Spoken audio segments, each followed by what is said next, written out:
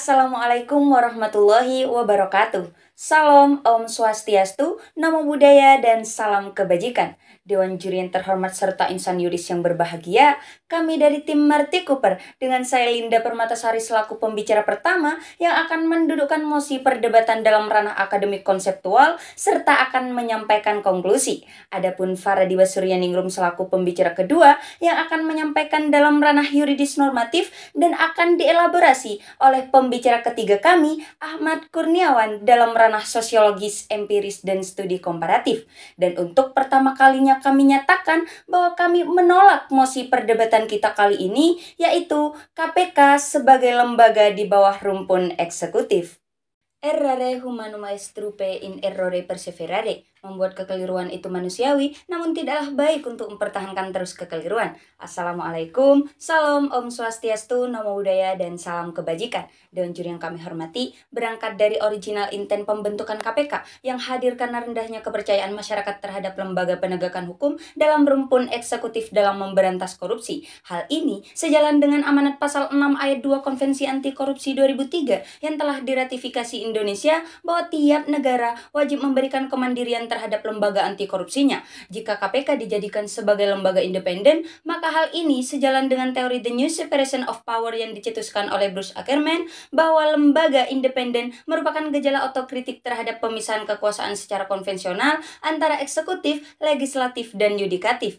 Dewan juri yang terhormat, terdapat 4 urgensi utama kenapa kami menolak terhadap mosi perdebatan kita kali ini, yaitu KPK berada di bawah rumpun eksekutif. Yang pertama, adanya pasal 3 Undang-Undang Nomor 19 Tahun 2019 tentang perubahan kedua Undang-Undang KPK yang memasukkan KPK dalam rumpun kekuasaan eksekutif yang tugas dan wewenangnya bersifat independen. Hal ini menunjukkan bahwa KPK hanya independen secara fungsional tetapi masih diintervensi oleh rumpun kekuasaan eksekutif dalam hal administrasi dan struktural.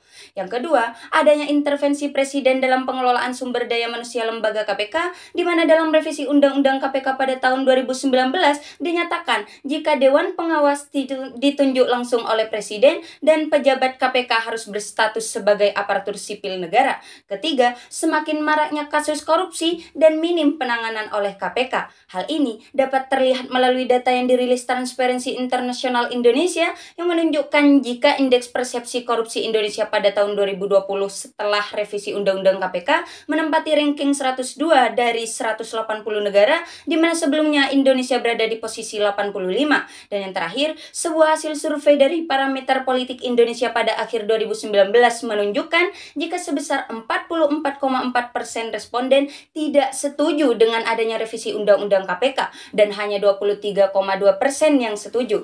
Hal ini harusnya menjadi langkah responsif pemerintah untuk tidak merevisi Undang-Undang KPK, seperti yang dicetuskan Nonet dan Selznick dalam teori hukum responsif bahwa pemerintah harus mampu mengenali keinginan publik atau masyarakat, pun sejalan dengan pasal 1 ayat 2 UUD NRI tahun 1945 yang dimana kedaulatan rakyat adalah hukum yang tertinggi. Dewan juri yang kami hormati, berdasarkan argumentasi tersebutlah kami menolak mosi perdebatan kali ini karena telah menyalahi marwah dan landasan fundamental pembentukan lembaga KPK. Selanjutnya akan dielaborasi oleh pembicara kedua dan ketiga dari tim kami. Sekian dan terima kasih.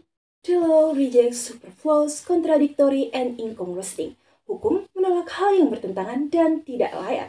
Dewan juri yang terhormat, menarik lembaga negara independen yaitu Komisi Pemberantasan Korupsi ke dalam ranah eksekutif adalah sebuah bentuk kegagalan pemerintah dalam memahami konsep lembaga anti korupsi, karena sejatinya dalam original intent pembentukan KPK, lembaga independen ini dibentuk karena adanya public distrust terhadap kekuasaan rumpun eksekutif. Mengamini mosi perdebatan kita kali ini adalah sama saja dengan menerima hal yang tidak layak. Untuk itulah kami menyatakan bahwa kami tidak sepakat dengan mosi perdebatan kita kali ini.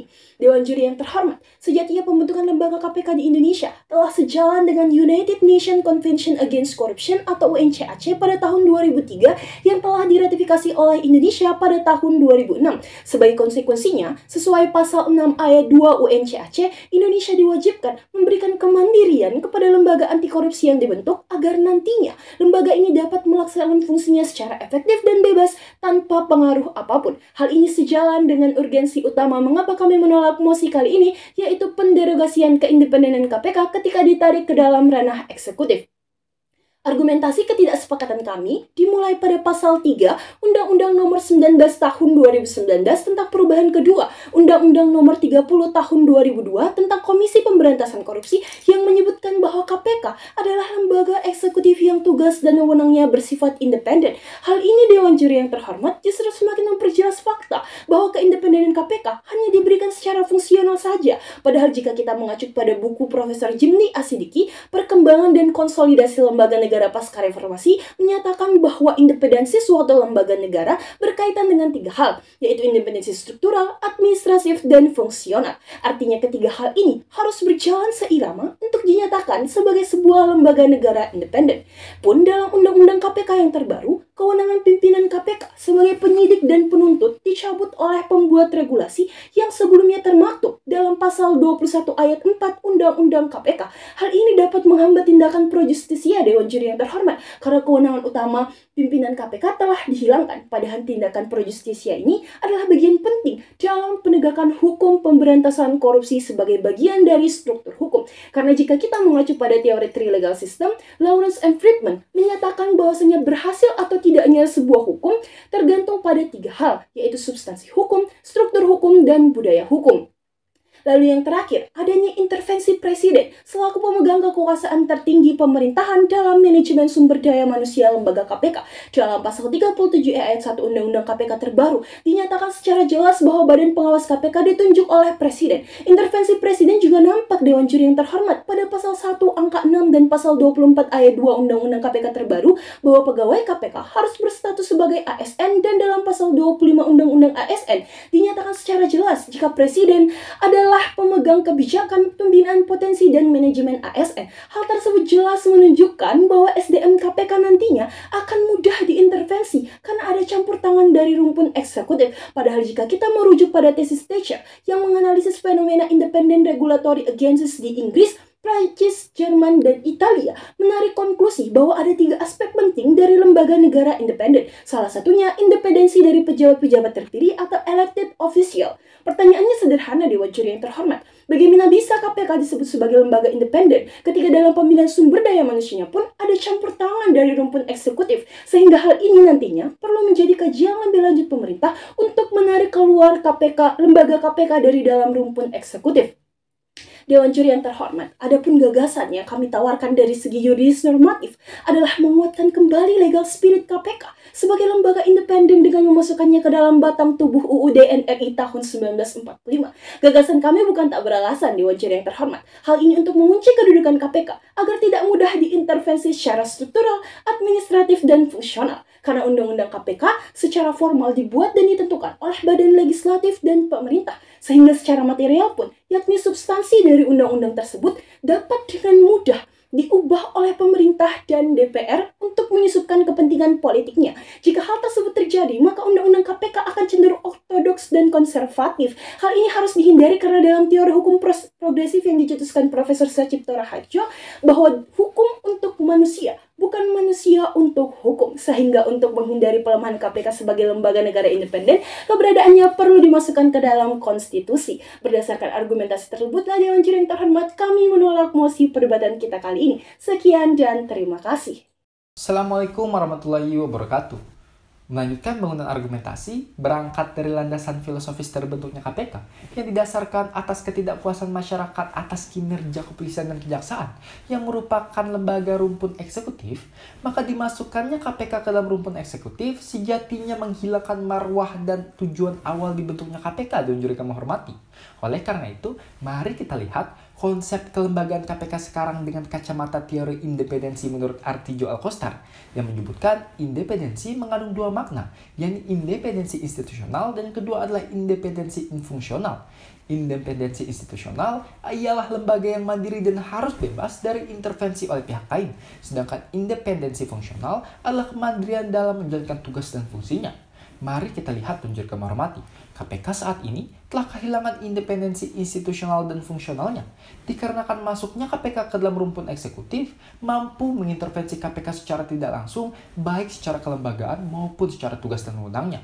Hal ini kami buktikan dengan masuknya KPK dalam rumpun eksekutif dan juga kami hormati berimplikasi pada runtuhnya independensi kepegawaian KPK, sebab seluruh pegawai akan beralih status menjadi ASN.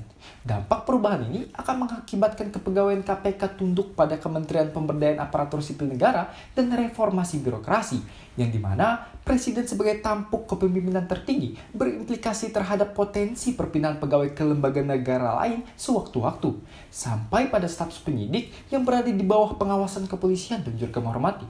Bahkan dalam pasal 37E ayat 1 Undang-Undang KPK, Junto pasal 4 PP nomor 4 tahun 2020 menyebutkan bahwa ketua dan anggota dewas atau dewan pengawas diangkat dan ditetapkan oleh presiden.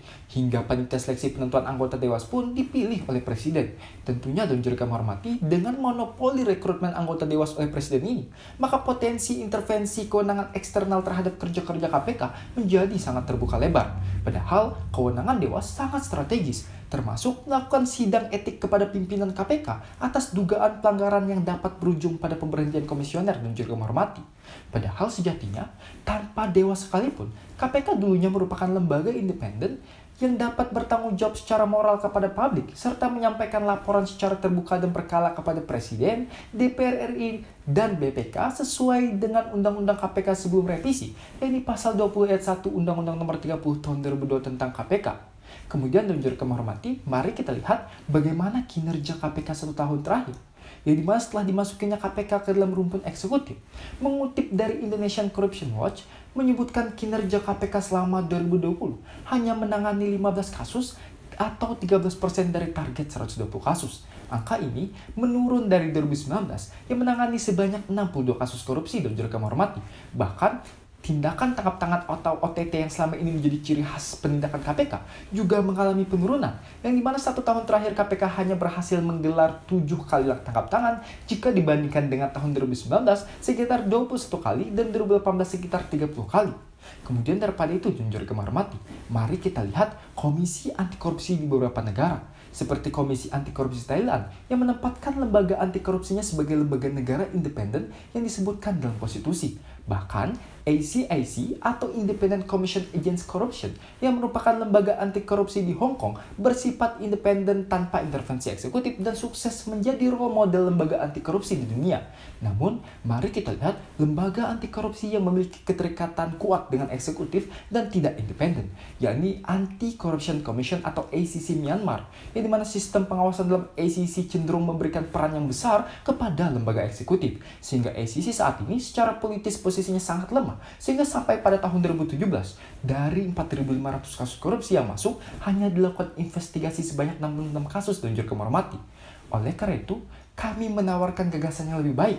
Yang pertama adalah memasukkan KPK sebagai lembaga independen di luar kekuasaan eksekutif, legislatif, dan yudikatif, dan kedudukannya diperkuat dengan memasukkan KPK ke dalam Undang-Undang Dasar Negara Republik Indonesia tahun 1945. Hal ini bertujuan untuk mengunci kedudukan KPK agar tidak mudah diintervensi secara struktural, administratif, dan fungsional. Yang kedua, ialah berkaitan dengan sistem pengawasan internal yang diperkuat dengan melalui penasihat KPK dari dalam lembaga untuk mengawasi kode etik KPK dan pengawasan eksternal yang melibatkan publik melalui LSM atau pengaduan masyarakat karena KPK bertanggung jawab kepada rakyat. Selain itu, KPK pun dalam hal keuangan diawasi oleh BPK dan dalam kinerjanya dipertanggungjawabkan pada Presiden dan mengikuti rapat dengar pendapat bersama DPR dan juri kami hormati.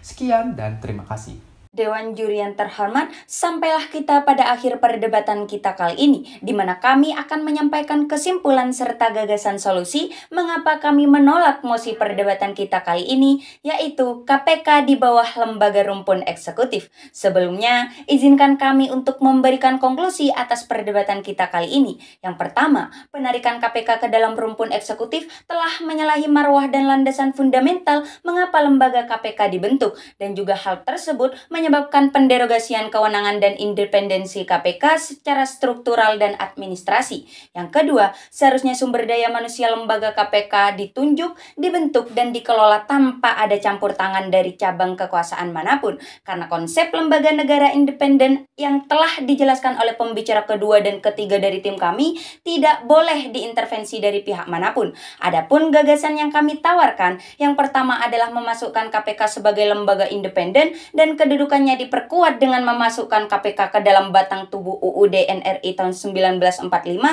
dengan mengunci kedudukan KPK agar tidak mudah diintervensi secara struktural, administratif, dan fungsional. Gagasan yang kedua adalah berkaitan dengan sistem pengawasan internal yang diperkuat melalui penasihat KPK dari dalam lembaga untuk mengawasi kode etik KPK dan pengawasan eksternal dengan melibatkan publik melalui LSM atau pengaduan masyarakat karena KPK bertanggung jawab kepada rakyat. Selain itu, KPK pun dalam hal keuangan diawasi oleh BPK dan dalam kinerjanya dipertanggungjawabkan pada Presiden dan mengikuti rapat dengan pendapat bersama DPR. Berdasarkan hal tersebutlah, kami menolak dengan tegas memasukkan KPK ke dalam lembaga di bawah rumpun eksekutif.